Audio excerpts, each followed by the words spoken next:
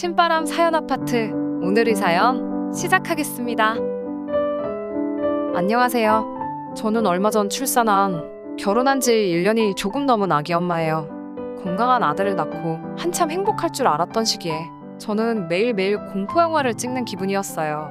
지금도 그때 일만 생각하면 등골이 오싹하고 소름이 끼쳐요. 저는 동네에서 작은 서점을 운영하고 있어요. 일주일에 한 번 책을 좋아하는 사람들끼리 모여 책에 대한 토론도 나누고요. 남편은 그 모임의 회원들 중 한 사람이었어요. 한 번은 비가 엄청나게 쏟아지던 날이었어요. 그래서인지 그날따라 남편을 제외하고 아무도 모임에 나오지 않았더라고요. 그래서 저와 남편 단둘이서 토론을 하기 시작했어요. 그런데 이야기를 하다 보니 취향도 성향도 너무 비슷하고 잘 맞더라고요. 2시간 정도면 끝났어야 하는 토론을 우리는 4시간이 넘도록 이어갔고, 그날 이후로 자연스럽게 연인 사이로 발전하게 되었지요. 남편은 항상 밝고 주변 사람들에게 너그러운 사람이었어요. 그래서 그 주변은 늘 사람들이 넘쳐났지요. 하지만 그런 그도 가끔은 소위 동굴에 들어간다고 하나요? 뭔가 알 수 없는 슬픔에 빠져 있는 경우가 있었어요. 한 번은 도대체 왜 그러냐고 물어본 적이 있는데 언젠가 자기가 준비가 되면 말해주겠다고만 하고 털어놓질 않더라고요. 그러다 결혼 이야기가 나오고서야 그 이유를 들을 수 있었어요. 그건 바로 남편의 죽은 남동생에 관한 것이었죠. 남편에게는 원래 쌍둥이 남동생이 있었다고 해요. 15초 차이로 태어난 남동생은 남편에게는 하나뿐인 형제이자 가장 친한 친구였고, 그래서 가장 소중한 사람이었대요. 둘은 고등학교를 졸업한 후 나란히 서울에 각자가 목표하던 대학에 합격을 했고, 축하하는 의미로 같이 여행을 떠났다고 해요. 마지막 여행지에서 서울로 올라오던 날, 둘은 늦잠을 자는 바람에 기차를 놓쳤고, 즉흥적으로 두 사람은 버스를 타게 되었는데 버스 기사님이 졸음 운전을 했고, 그로 인해 큰 교통사고가 나서 남편은 크게 다치고 남동생은 목숨을 잃게 되었다고요. 그래서 좋은 곳에 가거나 좋은 음식을 먹거나 하면 죽은 남동생에게 미안한 마음이 들기도 하고 그런다고 하더군요. 그동안 그래서 남편이 상념에 빠졌다고 생각하니 기다리지 못하고 답답하게 생각했던 제 자신이 못나게 느껴졌어요. 저는 비록 남동생의 자리를 내가 다 메꿀 순 없겠지만 내가 당신에게 가장 좋은 가족이자 친구가 되어주겠다며 이제 그 슬픔에서 벗어날 수 있도록 같이 노력해보자고 말했어요. 남편은 제 말에 감동한 눈치였고요. 그렇게 저희들은 조금씩 결혼 준비를 시작했어요. 사실 남편에게 그런 개인적인 상처가 있는 것을 제외하곤 저희 둘의 결혼 준비에 큰 문제는 없었어요. 남편도 저도 비슷한 학벌이었고 벌이도 비슷했거든요. 모난 것 없이 둥글둥글하게 굴러가는 모양새였어요. 그렇게 시간이 흘러 상견례를 얼마 남기지 않은 어느 날이었죠. 어머님의 생신을 축하하기 위해 식사를 하게 되었는데 그 자리에서 조금 충격적인 일을 겪었네요. 남편 이름은 효준인데 어머님이 자꾸 효진아, 효진아라고 부르시는 거예요. 사실 저번에 배웠을 때도 이상하다 생각했는데 그땐 내가 잘못 들었겠지 생각하고 넘겼거든요. 그런데 이번에도 또 효진이라고 부르시는 게 아니겠어요. 이상하다 싶어서 귀 기울여 들어보니 효준이라고도 하셨다가 효진이라고도 하셨다가 왔다 갔다 하시더라고요. 식사를 마치고 제가 남편에게 왜 어머님이 자꾸 당신을 효진이라고도 부르고 효준이라고도 부르냐고 묻자 남편이 흠칫 놀라더니 씁쓸한 표정으로 효진이는 죽은 동생 이름이라고 하더라고요. 솔직히 아무리 아들이라지만 죽은 사람인데 그 이름을 자꾸 부른다는 게 좋게 들리지는 않더라고요. 남편은 어머님의 입장을 옹호라도 하고 싶었던 건지 엄마는 내 안에 효진이도 살아있다고 생각하시기 때문에 이름도 불러줘야 된다고 생각하시는 것 같아. 그리고 나도 내 안에 효진이가 살아있다고 생각하니까 괜찮더라고요. 하지만 결혼할 입장에서는 그게 그렇게 좋게 안 들리더라고요. 내 남편은 박효준이지 박효진이 아니잖아요. 하지만 이 가족에게는 제가 이런 의문을 제기하는 것만으로도 큰 상처가 될 수도 있겠다 싶어서 더는 따져묻지 않았습니다. 그런데 그날 이후로 이런 미묘하게 소름 끼치는 일들을 자꾸 발견하게 되더라고요. 상견례 당일날 저희 가족 셋째 남편 가족도 세시기에 총 6명의 자리를 예약했는데요. 예약된 룸에 들어선 어머님이 자릿수를 세시더니 종업원을 불러 의자를 하나 더 놔달라고 하시더라고요. 저는 설마 싶었지만 차마 말은 꺼낼 수가 없어서 가만히 있었는데 아무것도 모르시는 저희 어머니가 의자가 불편하시냐고 물어보시더라고요. 그러자 어머님은 얼굴에 은은한 미소를 띄우시면서 저희 둘째 아들 자리가 빠져서요 라고 대답하시는 거예요. 저희 어머니가 저에게 박서방한테 동생이 있었어? 라고 물으시는데 뭐라고 대답해야 할지 모르겠더라고요. 제가 어떻게 대답을 해야 하나 안절부절하고 있는데 어머님이 아무렇지도 않으신 듯 네, 있어요. 우리 모두의 마음속에 살고 있어요. 라고 하시는 거예요. 무슨 말인지 잠깐 생각하시던 저희 어머니는 이해를 하셨는지 더는 아무 말씀하지 않으시더군요. 그리고는 무슨 정신으로 상견례를 했는지도 모르겠어요. 집으로 돌아와서 저희 부모님은 저에게 왜 얘기 안 했냐며 뭐라고 하시더라고요. 저도 그걸 뭐 자랑이라고 다 이야기하냐고. 효준 씨한테는 큰 마음의 상처고 짐인데 그냥 모르는 척 해달라고 부탁했어요. 남편도 저희 부모님과 저에게 죄송하다며 저희 가족에게는 여전히 큰 아픔이라서 그러니 부디 너그럽게 이해해달라고 하더라고요. 아무튼 그 이후로 결혼식장에서도 비늘자는 빠지지 않고 등장했고요. 가족 모임이 있는 곳이라면 그곳엔 언제나 비늘자가 있었어요. 심지어 식장에서 찍은 가족 사진에 어머님은 죽은 도련님 고등학교 졸업식 사진을 오려 붙여놓으셨더라고요.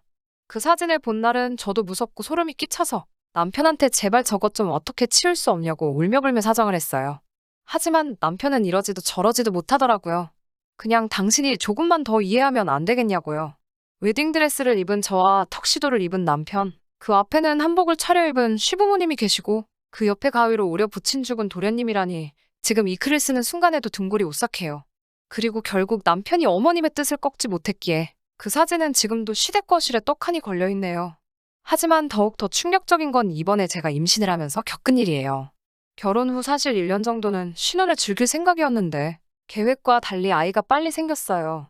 놀랍기도 하고 당황스럽기도 해서 양가 어른들에게는 알리지 않고 있었는데 친정 어머니가 눈치를 채셨더라고요. 아무래도 식성도 달라지고 제가 좀 예민해졌나 보더라고요.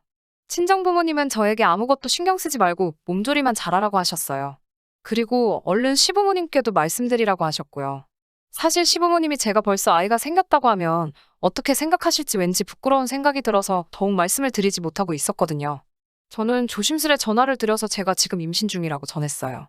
생각 이상으로 어머님, 아버님 모두 기뻐하셔서 저도 정말 행복했어요. 그리고 며칠 뒤 시어머니께서 양손 가득히 음식과 여러 가지 물건들을 챙겨오셨더라고요. 제가 어머님 이게 다 뭐예요라고 애교스럽게 여쭤봤지요. 그러자 이건 우리 효진이가 잘 먹던 거고 이건 우리 효진이가 어렸을 때 좋아하던 책이라고 하시며 죽은 도련님 이야기를 또 하시는 거예요. 솔직히 처음에는 어머님이 이름을 헷갈리신 게 아닐까 싶어서 효준 씨 말씀하시는 거죠? 어머님? 하고 다시 한번 애교스럽게 여쭤봤어요. 그러자 어머님은 저에게 눈을 흘기시며 너는 내가 내 아들들 이름을 헷갈릴 것 같냐고 하시며 효진이 말하는 거라고 하는 거예요. 제가 어머님 아무리 그래도 죽은 도련님이 좋아하던 걸 이라고 말문을 열자 어머님은 갑자기 불같이 화를 내시면서 너는 우리 효진이가 죽었다고 생각하는구나. 내가 그렇게 걔는 우리 모두 안에서 살아있다고 하는데도 너는 그렇게밖에 말을 못하냐며 정말 매정하다고 하시더군요. 그러더니 갑자기 챙겨오신 음식을 다 싱크대에 부어버리시고는 우리 효진이한테 너 그러는 거 아니다. 하나뿐인 시동생 아니니라며 현관을 쾅 닫고 나가버리시더라고요. 저는 무섭고 억울해서 남편에게 전화를 해 이 모든 상황을 알렸지요. 남편은 한숨을 내쉬고는 얼른 가겠다며 전화를 끊었고요. 얼마 지나지 않아 도착한 남편은 저를 달래면서도 제발 엄마를 이해해달라고 하더라고요.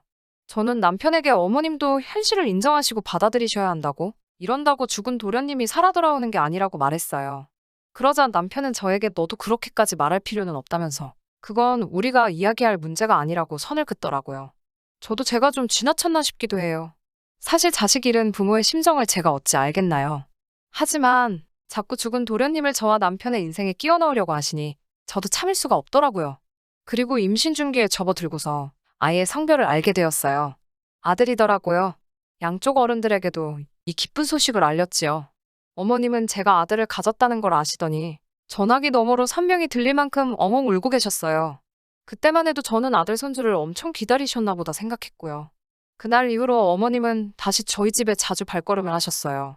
전과 마찬가지로 죽은 도련님이 좋아하던 반찬과 책, 아무튼 죽은 도련님과 관련된 물건들을 자꾸 가지고 오셨고요. 남편의 간곡한 부탁도 있고 해서 앞에서는 최대한 신경 쓰지 않는 척 행동했지만요. 어떤 날은 구역질이 올라오기도 하고 잠을 못 이루기도 하고 정말 힘들고 스트레스 받는 날들의 연속이었어요. 결국 이러다간 아이한테도 저한테도 무슨 일이 생기겠다 싶어서 임신 7개월 차부터는 친정에 가 있었어요. 아이 태명은 힘찬이었는데 사실 이름은 결정하지 못하고 있었어요. 친정 부모님이 몇 가지 이름을 지어오셨긴 했는데 그래도 마지막까지 신중하게 고르고 싶었거든요. 그러다 보니 병원에서 퇴원을 하고 며칠이 지나도록 이름을 결정하지 못하고 있었어요. 적어도 저는 그렇게 알고 있었어요. 더는 시간을 끌 수 없다 싶어서 남편에게 얼른 이름부터 정해서 호적 신고하자고 말했더니 남편이 엄청나게 난처한 표정을 짓더라고요. 저는 직감적으로 뭔가 일이 생겼다는 걸 알았어요. 제가 솔직하게 말하라고 도대체 무슨 일이냐고 추궁하자 남편이 이름은 이미 정했고 호적 신고도 마쳤다고 하는 거예요. 그래서 뭐야? 근데 왜 말 안 했어? 이름은 뭐로 정했어? 나랑 상의하기로 해놓고 왜 마음대로 했냐고 물었지요. 그때만 해도 저는 설마 그런 일이 있었을 거라고 생각도 못 했으니까요. 그러자 남편이 하는 말이 그게라며 쉽게 입을 열지 못하더라고요. 제가 빨리 말하라고 슬슬 화나려고 한다고 하자 효진이로 하기로 했어라는 거예요.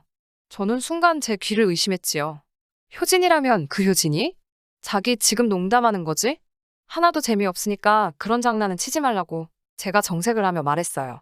그러자 남편은 씁쓸한 표정으로 미안하다며 도저히 엄마를 꺾을 수가 없었어라고 하더라고요. 저는 도대체 이 상황을 어떻게 받아들여야 할지 모르겠더라고요. 저는 결국 친정 어머니께 이 상황을 말씀드렸어요. 저희 어머니도 황당하단 반응이셨지만 그래도 저희 엄마 역시 자식 잃은 사람의 마음을 누가 감히 헤아릴 수가 있겠냐며 그래도 한번 짚고는 넣어갈 문제니 너가 어머님과 현명하게 이야기를 나눠보라고 조언해 주시더라고요. 결국 저는 그 다음날 어머님께 전화를 드렸어요. 이 모든 상황에 대해서 이야기를 나눠야 할 것 같다고요. 처음에는 도대체 뭐가 문제냐는 식으로 나오시던 어머님에게 이러시면 다시는 손주 얼굴 못 보실 줄 알라고 울음장을 놓자 고집을 한풀 꺾으시며 알겠다고 하시더라고요. 저는 아버님도 같이 나와달라고 말씀드렸어요. 모두가 모인 자리에서 저는 제가 100번 양보해서 아이 이름을 효진이로 짓는 것에 동의하겠다고 대신 어머님 아버님도 저와 한 가지 약속을 해달라고 말했습니다. 두 분 다 심리 상담을 하시고 필요하면 심리 치료도 받으시라고요. 저는 제 아들을 손주로서 사랑해 주시길 바라지 죽은 도련님의 대체로 사랑해 주시길 바라지 않는다고요. 아버님은 제 손을 부여잡고는 미안하고 고맙다며 몇 번이고 눈물을 흘리시더군요. 어머님 역시 본인도 뭐가 문제인지 알고 있지만 나마저 효진이를 잊으면 누가 기억을 해줄까 싶어서 그 끈을 놓을 수 없었다고 미안하다고 저에게 사과하시더라고요. 사실 사과를 받고자 만든 자리도 아니었고 그저 서로 조금씩 양보해서 이해할 수 있는 계기가 되었으면 했던 것뿐인데 오히려 시부모님께서 미안하다 말씀해 주시니 제 마음도 더 누그러지더라고요.